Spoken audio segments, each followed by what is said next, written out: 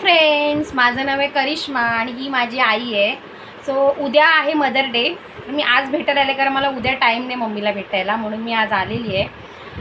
Mother day हा काय special day असं नाही आहे, कारण आपल्यासाठी आईसाठी कोणता दिवस स्पेशल नसतो, ती आपल्यासाठी कायम स्पेशलच असते, हो की नाही.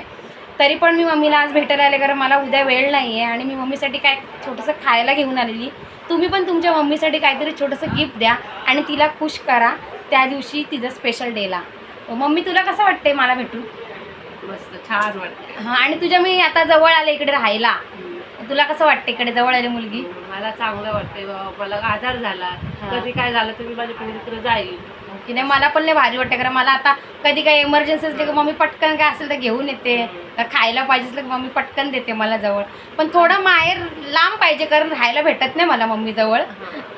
असू दे, पण म्हणजे कसं एकमेकीला आधार झाला ना. जवळ असल, भावाला पण बहीण जवळ आहे, बहिणीला पण भाव जवळ आहे, असं म्हणजे एकमेकाला आधार भेटतो.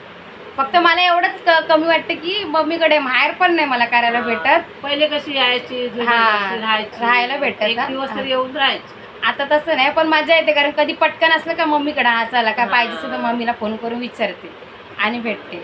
सो तुम्ही पण तुमच्या मम्मीसोबत हा दिवस सेलिब्रेट करा. मी तर माझ्या मम्मीबरोबर आलेली मम्मीला भेटायला आणि तिला छोटंसं खाऊ आणलेलं खायला.